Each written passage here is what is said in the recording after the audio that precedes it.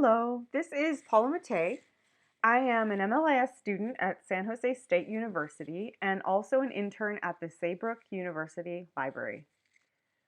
I decided to make a LibGuide for using the American Psychological Association's database of psychotherapy videos called PsycTherapy.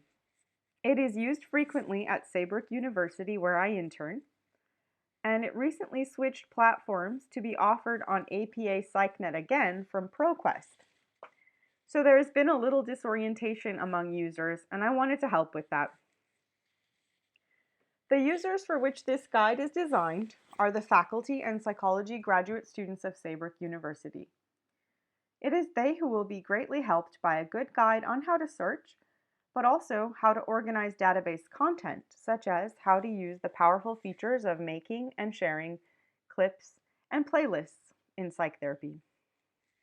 So, here is my LibGuide landing page. On this LibGuide, I made some decisions about how I wanted to present the material, some influenced by the best practices that Goodset, Miles, and Nawaleniak determined from a comprehensive literature review of 2020, some from Barker and Hoffman's 2021 article on student-centered design of LibGuides, and some admittedly from my own discretion and word-of-mouth consultation with Saybrook librarians. As you can see, at the top right of the LibGuide, there is a search box to search the guide if the student prefers. I kept the landing page brief with a description of the database and a clear statement of the purpose of the guide, as per Goodset et al. I did my best to keep tab titles pretty brief and straightforward, and the total number of them limited, as Barker and Hoffman say to do in their student-centered design article. Now, I wanted to make the text size a decent size. I've gone with 16-point font. In my experience, the default text size of the LibGuides was too small. Goodset, Miles, and Nawaleniak kind of agree. They say make it large enough, so I tried to do that. The menu on the left is listed strategically by categories or topics that make progressive sense for a person wanting to use features of the database. It's not exactly going deeper and deeper into the functionality, but it starts out general with helpful tips, as you can see at the top, under which I put a guide on little guides on how to use Boolean operators and truncation if those are wanted. And then from there, there's quick search, advanced search, searching a transcript, browsing, and then getting more in depth to creating an account and working with clips and playlists.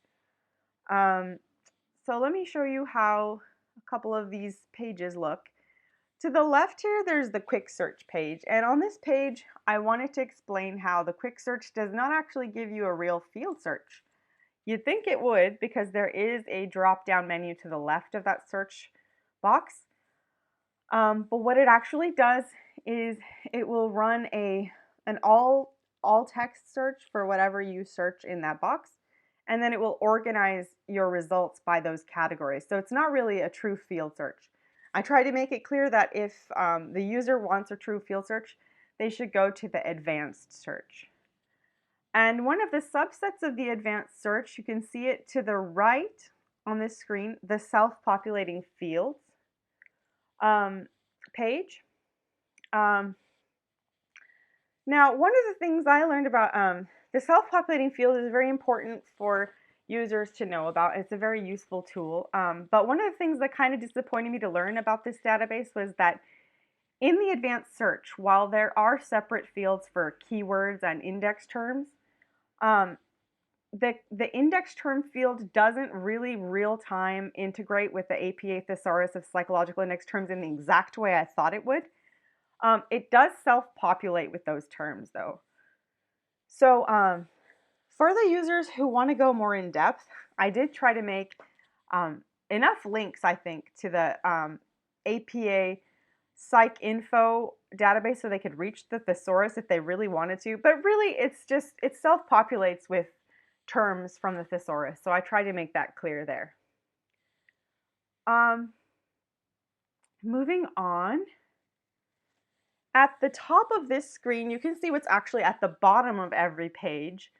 of the guide, which is for accessibility and progress through the LibGuide. I made links to the next sections forward and back so that a person can click through seamlessly and linearly through the guide if they so choose.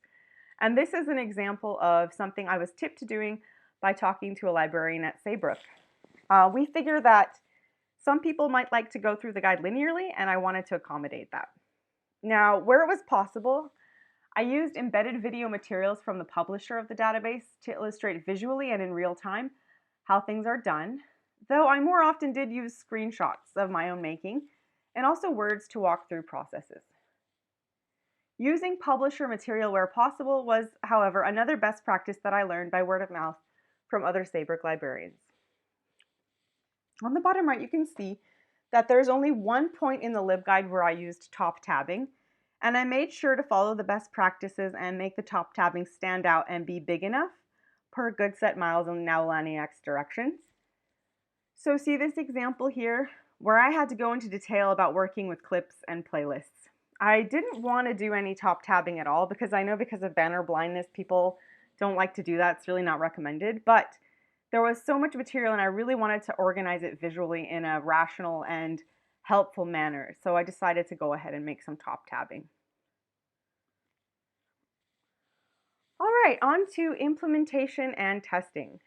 So there's going to be 2 steps to this for me, and it's going to be an iterative process. I'm aware of that. When I get feedback, I will change things around and like evaluate and so on. Not necessarily in that order, but first of all, the Saybrook librarian, Noah Lowenstein, is going to have a look over this for me and let me know what he thinks. And then we're going to put it up with the other LibGuides and use this survey that I made to assess how everything is going. So I'm really excited by this survey. There's access to it at the bottom left of every page of the LibGuide. And I really like that it has a click and drag setting for the user to express level of satisfaction with the guide. And it's brief enough that I hope it won't be overwhelming and I'll be able to get good feedback from it from people and just go back and assess periodically. That's about it for my LibGuide for APA PsycTherapy. I had a really good time making it, and I really look forward to keeping it up to date, editing it, and using user feedback to just help as much as possible all the users at Saybrook University. Thank you very much.